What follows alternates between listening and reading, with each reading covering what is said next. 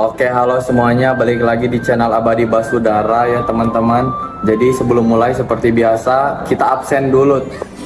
Ada akun, ada Tansi, ada bocil akun Tansi, ada Kev, ada Tavi, ada Ayu, ada Sita, ada Oot, ada Aba, ada Adi, ada Luka, Pakioli, ada Al, ada Jabar.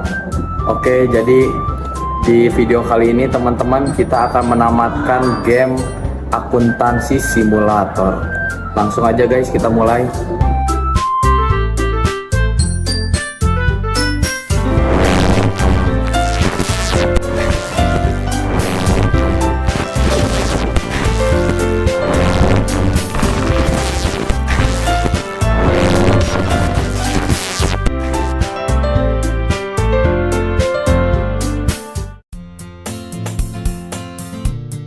Hai, kamu tadi habis belajar apa? Tadi aku habis belajar ekonomi, masih bingung sih. Pasti materi akuntansi ya? Iya nih, jujur masih bingung. Mau kami bantu jelasin nggak?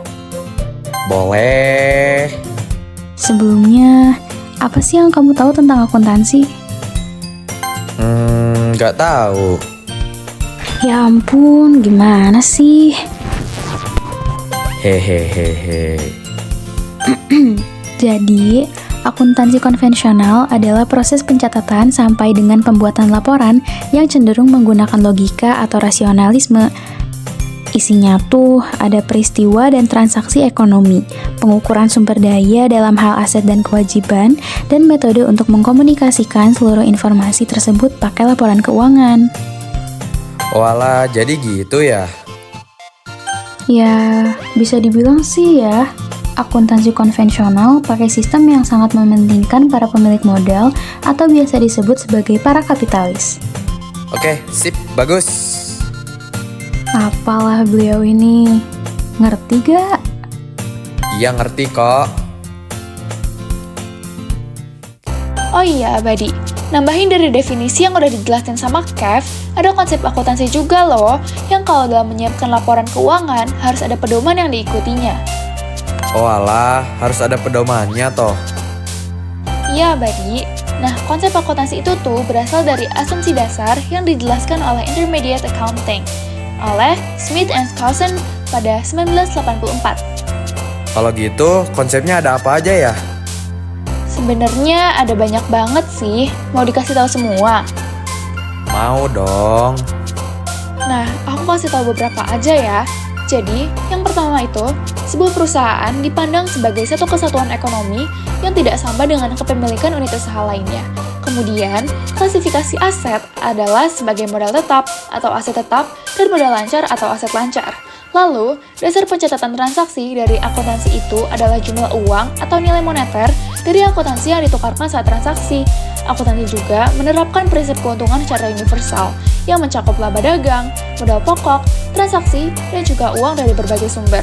Akuntansi juga mempraktikkan teori percadangan dan ketelitian dari semua kerugian dalam perhitungan, serta mengesampingkan keuntungan yang sifatnya masih mungkin atau belum pasti. Nah, kemudian, beban dalam satu periode akuntansi dikaitkan juga dengan pendapatan tertentu dalam periode waktu tertentu, atau yang dinamakan dengan matching concept. Dan yang terakhir, akuntansi itu bersifat konservatif. Maksudnya, bila saat proses mencatat terdapat dua alternatif, perusahaan akan memilih alternatif yang memiliki manfaat paling sedikit bagi modal pemilik. Oh alah, waduh, buset banyak juga ya. Jadi males, hehe. Jangan gitu dong. Hehehe, maaf bercanda. Wait, tapi ini ada contoh realnya gitu nggak sih?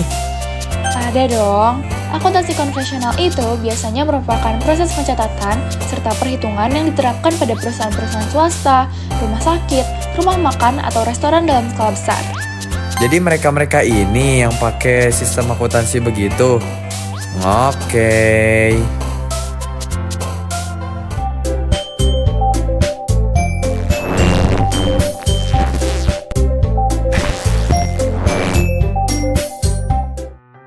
Halo guys, aku abis dari kantin nih.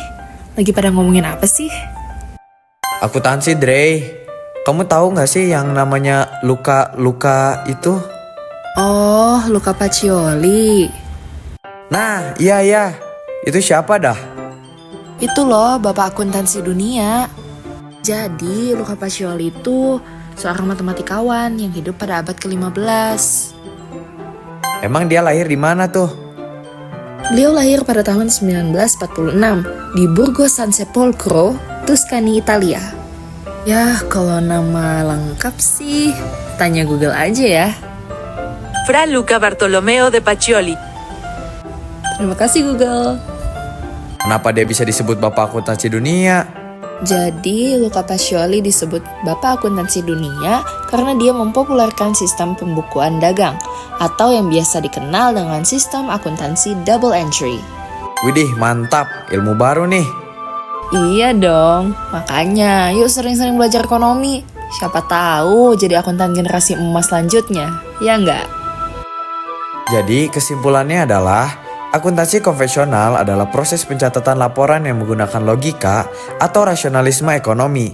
Biasanya berisikan berbagai informasi yang terkait tentang peristiwa dan transaksi ekonomi, pengukuran sumber daya dalam hal aset dan kewajiban, dan lain-lain. Contoh penerapannya ada pada rumah sakit, perusahaan swasta, dan lain-lain.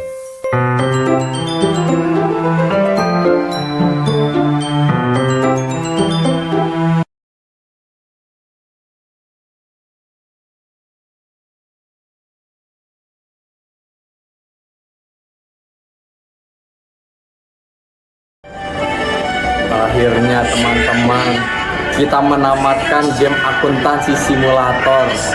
Terima kasih untuk para bocil-bocil akuntansi yang udah nonton. See you on the next video. Bye-bye.